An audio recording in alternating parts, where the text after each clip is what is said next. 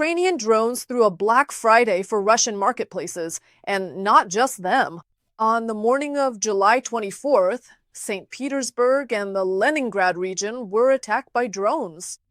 While Governor Beglov cheerfully reports that the attack attempt was stopped, residents of Novosaratovka are watching a giant torch at the site of the Wildberries warehouse. The scale of the destruction speaks for itself.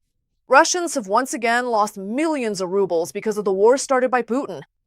Meanwhile, there's chaos at Pulkovo. More than 50 flights have been delayed, the skies closed, and the region's logistics are sending their warm regards. All this and more in the following KSNUA report.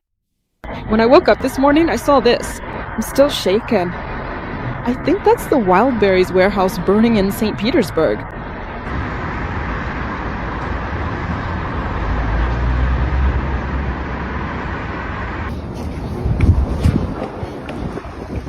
There it is! Alright, go ahead and watch. There's gonna be an explosion. There are barely any of them left with rockets over there.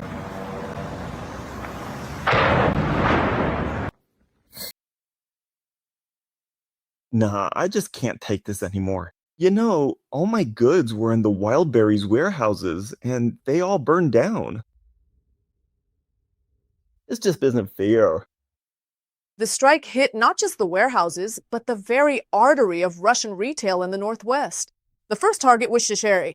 That's over 100,000 square meters, which had just been restored after the last fire. And now they're at the center of it all again. The second target is even bigger, Utkine Zavod in Novosaratovka. It's a Class A logistics giant, covering 210,000 square meters. Since not only Wildberries, but also dozens of other tenants are based there, the scale of problems for Russian business could turn out to be much greater. The region's logistics are simply knocked out. First, you go to kindergarten, then you go to school, to college, then you work your whole life, and then you start to wonder, what was it all for? You see, even men are saying they don't cry anymore. But you know, in this situation, it's just really hard. You're an entrepreneur. You have obligations to the factory, the seamstresses, the plant, and, you know, to the banks. It's just a ton of obligations as an entrepreneur. And, you know, it's so hard. It's hard to even imagine it now. Wildberries stopped being just a marketplace a long time ago. For the aggressor, it's a convenient dual-purpose supermarket. Through these giant hubs, streams of tactical gear flowed non-stop. Bulletproof vests, thermal imagers, radios. All the things that Russian volunteers and the Ministry of Defense were buying for the war. That's why these nighttime fires aren't just losses for private business. They're a direct severing of logistical arteries. Now, instead of military supplies, only ashes might make it to the front.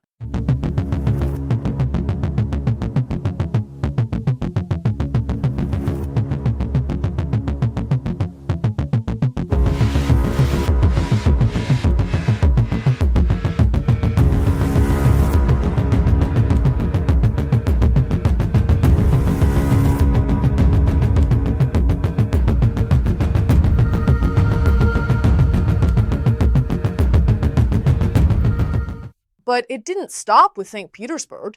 In Kirov, Flamingo missiles paid a visit to the Aviatech factory. Yes, that's right. It's over 1,000 kilometers from the border, in case anyone still believes in the impenetrable dome around Russia's strategic sites. What's happening? Oh my goodness. Oh dear, oh dear. Look, Wildberries is on fire over there. I'm out on the toll road. It's burning hard. It's the biggest warehouse in St. Petersburg. The air defense was firing. All the air defense systems were working, but 7 of them got through all the warehouses and hit Wildberries directly. Wildberries was going under.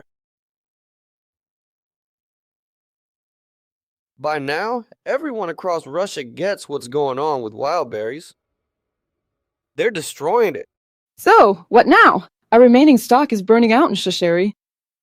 In just 1 week, we lost everything we had in the Wildberries warehouses. Now, for sure, only our own warehouse from here on out. We've never had a tougher enemy than the Ukrainians. Not even the Germans compare. The fascists and all the rest. They fight hard and relentlessly. So analysts suggest that after the attack on the Aviatech plant, there may be a significant number of casualties among the staff, since the occupiers likely did not evacuate the workers. We're talking about specialists who are a direct part of Russia's terrorist machine. This plant is not just a workshop, it's a critical link in the production of deadly weapons. It's here that they manufacture anti-aircraft guided missiles and components for the engines of Kh-101 and Kh-59 missiles, which the enemy uses to attack Ukrainian cities every day. In addition, the Enterprise services ejection seats for Su-34 and Su-57 fighter jets. And of course, Crimea, the occupied peninsula, is once again shaken by the cannonade of Ukrainian drones. This time, a fiery greeting landed at the Wildberries sorting center in Simferopol. This facility is a symbol of the occupation business. It was opened after the start of the full-scale invasion. It became the main logistics hub through which everything was pumped into the peninsula, from household odds and ends to military supplies. Now it's on fire. The company has already confirmed the urgent evacuation of personnel.